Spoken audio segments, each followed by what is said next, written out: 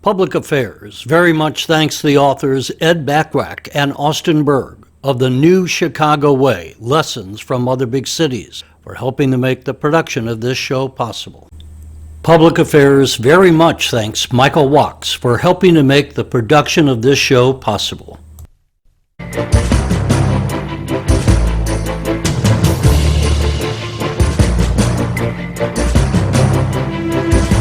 I like activist parents because you know what? They're invested in their children's education, and regardless of how good or bad their public schools may be on objective measures, if the parents are engaged, the kid is going to turn out well, going to have a good career, going to be educated, and have a good life. So in sum, it's all about school choice, school vouchers, charter schools, all of the alternatives that give you competition, that would give you the experimentation and innovation. Am I putting words in your mouth, or did I just jump the gun and that's what this book is about? If we can find those folks, if we can arrest those folks who are doing this huge increase in carjacking in the last year or two, if we can do that, do we prosecute them, and who makes that decision?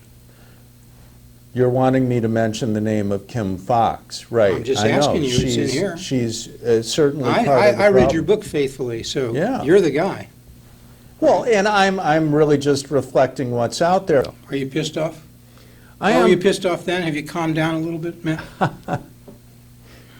I can still walk that dog, Jeff. Yeah, you're still pissed off? Yeah, I Why are you am. pissed off? Just tell Well- them. They'll still buy the book because you want to know the details, but let's show a little leg. Why are you pissed off? Well, a number of things concern me. We've got an environment for policing that is simply not tenable. Police do not feel like they can do their jobs. It's no wonder they ride around in their cars all the time, picking up the bullet casings, after the shootings are over. We need them out there doing foot patrols in the highest crime neighborhoods, rebuilding trust with the community. Politically, that's impossible now. For one thing, we'd start to hear about over-policing and systemic racism just by having corps of cops walking the streets. So that's something to be pissed about, because it goes back to another thing to be pissed off about, which is our attitude toward race here.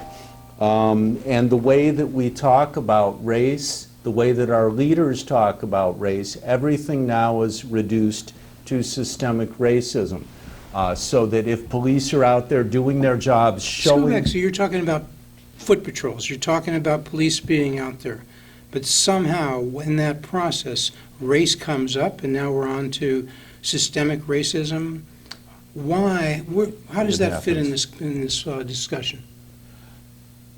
Everything is explained in terms of systemic racism by people like Lori Lightfoot and Black Lives Matter. So, in our public schools, you asked me to sort of tick off some of the things I'm pissed off about. Okay. I'm pissed off at Chicago public schools, which fail Black and Latino students egregiously. If you look at the performance data on the National Assessment of Educational Progress for Blacks and Latinos, or for the whole student body, in Chicago public schools, you've got extremely minuscule proportions of students able to rise to the level of basic proficiency in reading or math. Numbers? Let's show them some numbers. Tell them some numbers. Sure. For instance, Black students, it's less than 1 out of 5. We're talking about 13 or 14%. Both in 4th and 8th grade, well under 20%. The number I've seen, it's 14% of Black students in 11th grade read at grade level. And the numbers can be similar or worse for science, for math, for other categories. But 14%, 11th grade Blacks at CPS read at grade level. Hispanics, I'd see a number of like 25% read at grade level in 11th grade. CPS, I mean, the 75% who don't read at grade level, they're not going to pick that up in the next year when they graduate. So that's what pisses you off, is that we're not doing better? We need more and better school choice. We need to remove the growth cap on charter schools in Chicago that Lori Lightfoot and Rahm Emanuel before her agreed to at the insistence of the Chicago Teachers Union. Ideally, we need a better additional form of school choice than the current state income tax credit for private school tuition, but I'll take that since we can't get full-on vouchers or a system where the money just flat out follows the student wherever they go. That is the direction.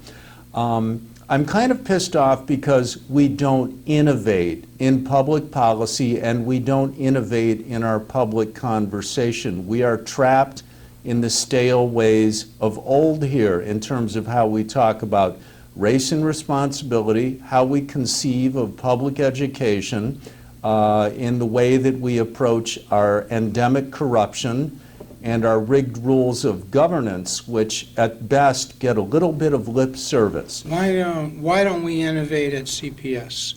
I mean, you're talking mostly about Chicago. I think that book is mostly about Chicago. Oh, it is. So the public education is pretty much CPS, right? Chicago Public Schools. So when you say we don't innovate, we'll get to all the areas, but in education, why don't we innovate at CPS? Because gosh knows, we hear we innovate.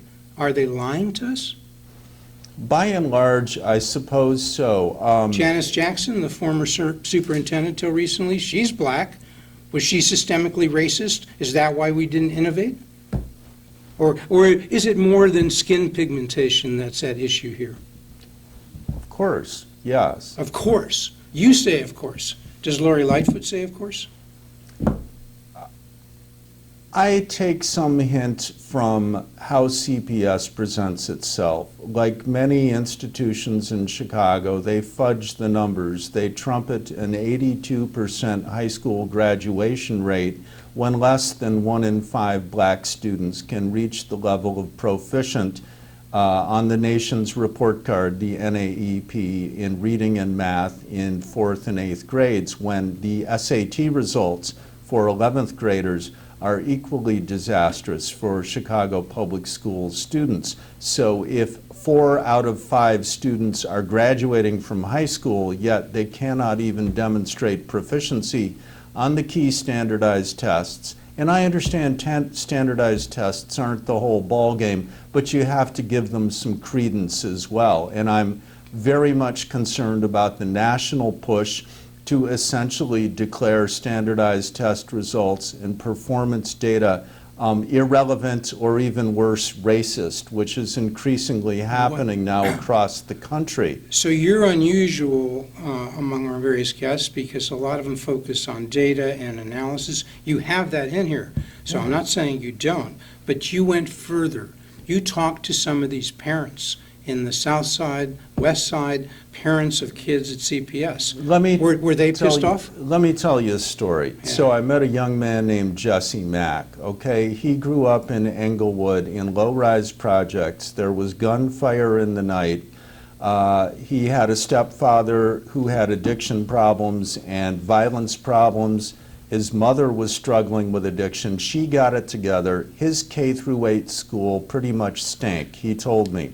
In Englewood, the teachers would not follow through with students who couldn't learn.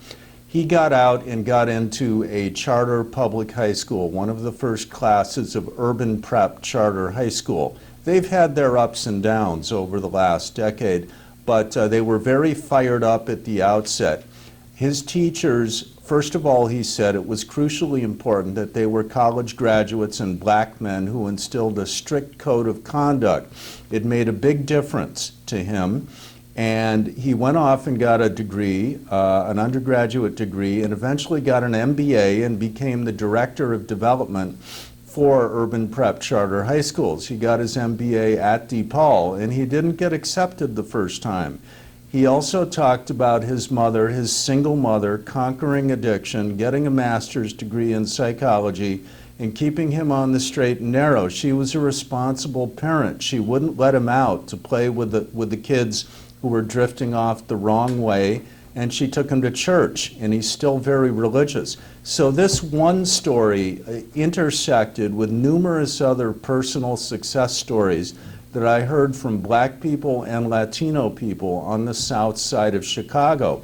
They value faith and family. Where I went the extra mile, Jeff, in this book, in my opinion, was going to the socio-cultural aspect of it and talking about things that are commonly understood in minority communities, talking about what might be called conservative values that have always been present in minority communities, but which are essentially censored from mainstream media coverage and public conversation. Where I also have gone a little bit extra is that obviously I am a white guy, and I am saying that white people do need to get over themselves. We need to interrogate our own whiteness, to use a phrase of the anti-racist organizers, but we need to do it in a different way. We need to understand that we're walking around on eggshells, and we're afraid to actually say out loud what, for instance, people like Shelby Steele, a famous black scholar, say that we ought to say out loud. Everybody should rise to the same standards for family cohesion, for firm and proper child rearing. We do not discriminate based on race here. We hold everyone to the same high standard. So what do we do? Excuse me, but we're going to have to get to violence because we're running out of time. It relates. But it does. But let me just ask you in a minute or so, what do we do? You just said there are lessons, the blacks and Latino parents who've overcome the system and made it work. There are lessons. What are the lessons, how we scale that up? How we get the there were 440,000 students at CPS. 20 years later, there are 340,000. They're hemorrhaging students. They're going somewhere because they realize it's not working. The 340,000, very few of which read at grade level. How do we turn that number from 14% reading at grade level to 80%? For Latinos, for blacks, for low-income parents. How do we do that? If you're talking about Chicago public schools, we need to lift the cap on charter school growth. Our state legislature has to approve a more robust framework for school choice.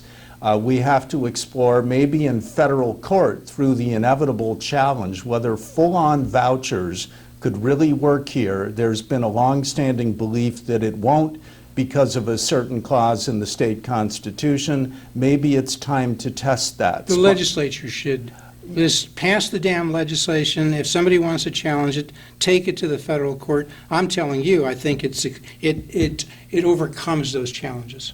Here's the thing. We won't find out until the legislature does it. To get real school vouchers approved in the Illinois legislature by Democrats, you'd have to start electing en masse a whole new breed of Democrats. And I know these people. There are charter school Democrats out there. There are blue dog Democrats in Chicago, conservative, sensible, sane, sober people. I don't want to worry about whether a D or an R or some other letter. So somebody could do that. They can be elected, right? Listen, Jeff, no. There are no givens here. Our political culture is beaten down with a stick. Nothing is easy here. Everything is tied to the endemic corruption. We need leadership. Do you agree? It goes to political leadership. It's not just the mayor leading. Absolutely not. It's also the governor and the governor candidates on the Republican side. That's Jesse Sullivan now. That's Paul Schimpf. That's Gary Rabine. That's Darren Bailey. Those are four, and there could be more. Maybe Richard Irvin. Can I make a point here? Yeah. I understand. Yes, leadership, but you mentioned the names of all the Republican gubernatorial candidates. I hope we get a good governor next time, regardless of what party they are. J.B. Pritzker. But the legislature, right? Yeah. If you want to focus on something like the remote possibility of passing a bill for real school vouchers in Illinois, I will tell you this, we're a million miles away from something like that happening because you're going to need to have massive turnover in the legislature. And hang on, Jeff, this can't happen without grassroots engagement, particularly in the city of Chicago. You can't correct the city council. Look who got elected last time. We now have 6 socialists on the city council. I think it's 6 communists. Versus, we got more socialists than 6. Versus Seriously. 1 prior to the 2019 elections. This is the direction things are going in, and I want to make an important point. At the same time, we're running out of time, but we need to change when we hold our municipal elections. They're in odd-numbered years. Early in the year, we get 1/3 of registered voters showing up. Sure. What's the major obstacle to reform at CPS and education in general? Is there some entity out there? Is there some force that every time somebody tries to reform, wants more charter schools, who pops up? The Chicago Teachers Union, but simply saying their name isn't going to change that. Well, some people don't know that, so it's important to start there. How do you, Matt Rosenberg, take on the Chicago Teachers Union? Okay, I don't. It has to be the mayor and the city council. Lori Lightfoot and the city council. Look, political leadership is utterly, utterly crucial. We've got the wrong political leadership in Chicago. I want Ray Lopez to run for mayor. Here is the one alderman that I have heard call out the racial essentialism that Lori Lightfoot spouts. He says the problem is the borderline breakdown of the family and generational gang culture. So family structure is important. Get the men back in the household, encourage them, assist those families to have that male presence. Is that something? Part of change is that it occurs one household at a time. It does not entirely depend on enlightened policy. And if I lived in Illinois or Chicago, I would not be holding my breath waiting for new and better policy. I would be starting to make change at the household level. I met people who've done it. Well, this is the cultural revolution. It kind of started in Virginia, and it happened. I'm saying they elected a Republican governor there, but it was grassroots. It was a cultural reaction to what was going on in their schools. It was Terry McAuliffe, the Democratic candidate, saying, hey, the parents shouldn't be telling the schools what to teach. Hey, Matt, should the parents be telling the schools what to teach at CPS? I just want to answer that by saying I like activist parents because you know what? They're invested in their children's education, and regardless of how good or bad their public schools may be on objective measures, if the parents are engaged, the kid is going to turn out well, going to have a good career, going to be educated, and have a good life. So in sum, it's all about school choice, school vouchers, charter schools, all of the alternatives that give you competition, that would give you the experimentation and innovation. Am I putting words in your mouth, or did I just jump the gun and that's what this book is about? I think all of those things are important. I think there's a great deal of work to do around our approach to really honesty in public conversation. Jeff, we've talked a lot about education. We haven't talked too much about violence. Violence is tearing up the city of Chicago. It's way out of control, and we're scared to talk about the ties back to the home environment.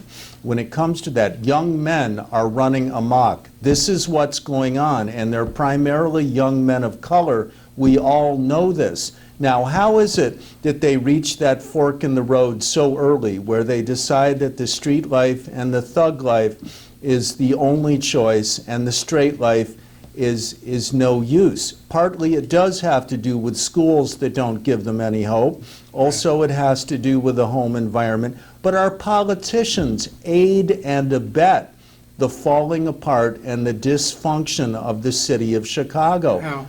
They won't call things out. Also, they won't come out. The bully pulpit matters is part of my operating theory, okay? On violence, which the bully pulpit matters. Number one, give police some support. Stand up for police.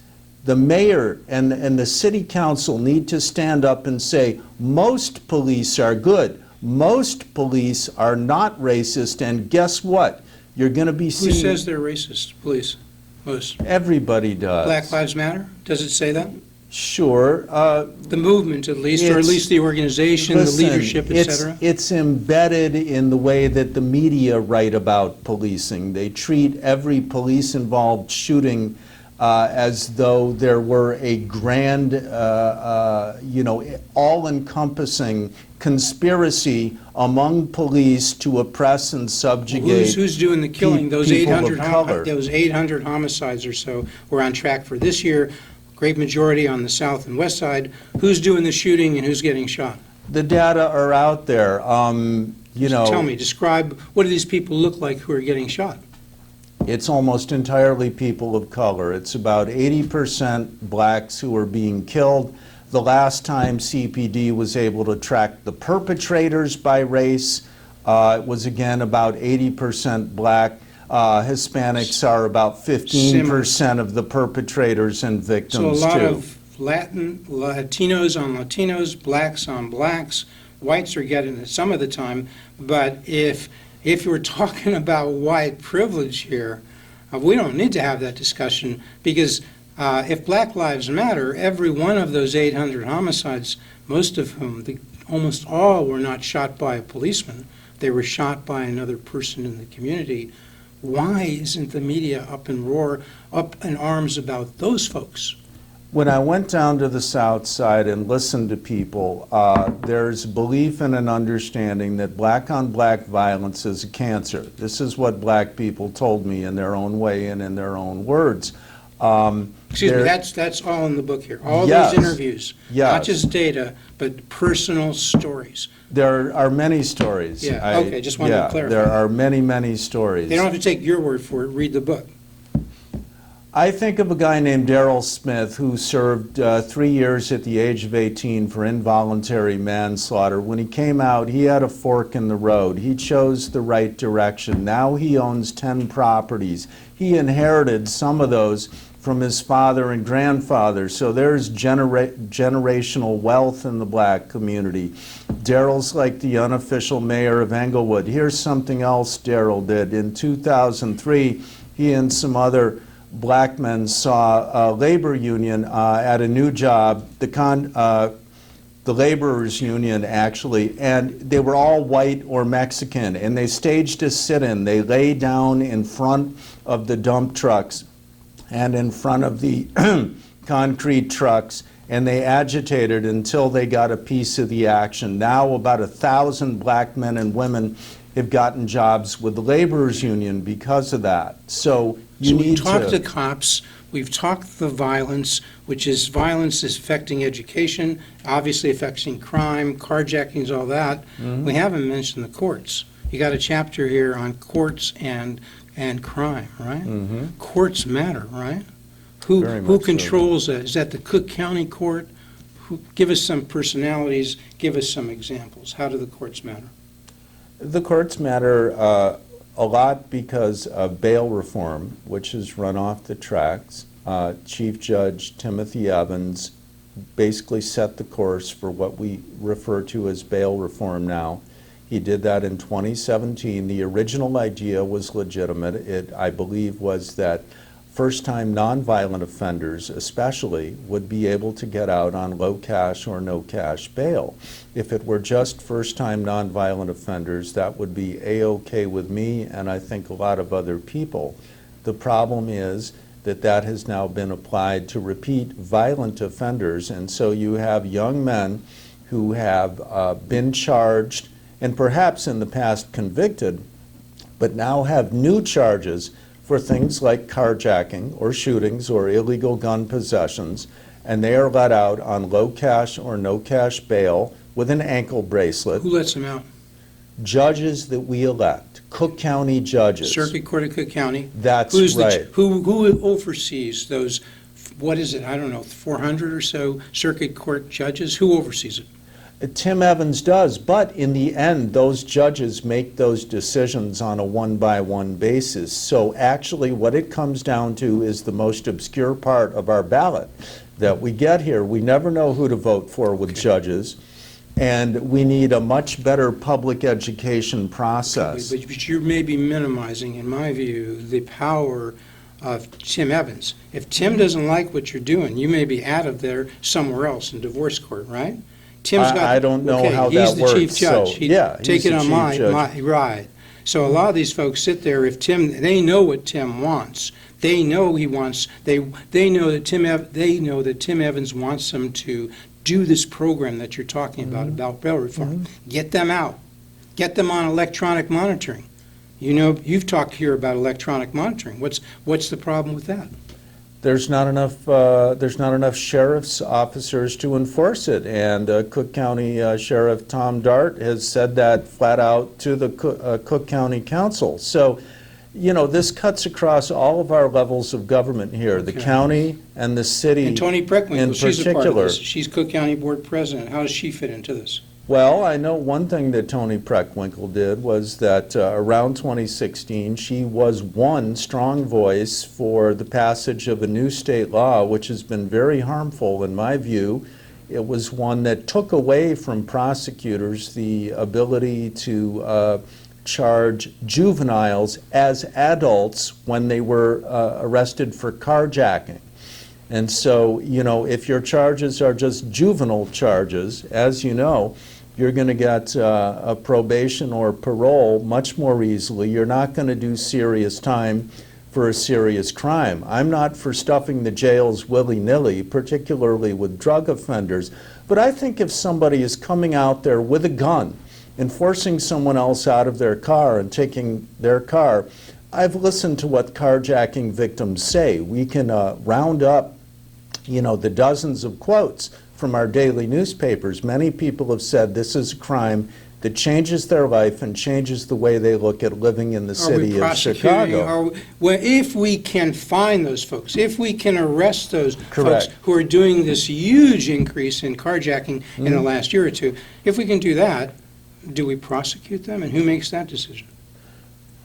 You're wanting me to mention the name of Kim Fox, right? I'm just I know. asking you, it's in here. She's certainly part of the I read problem. your book faithfully, so Yeah. you're the guy. Well, and I'm really just reflecting what's out there, and a lot of this book and the 348 footnotes are built on the work of our daily newspaper reporters, not just at the two big dailies. What do they have to know about Kim Fox? I am putting the pieces together here.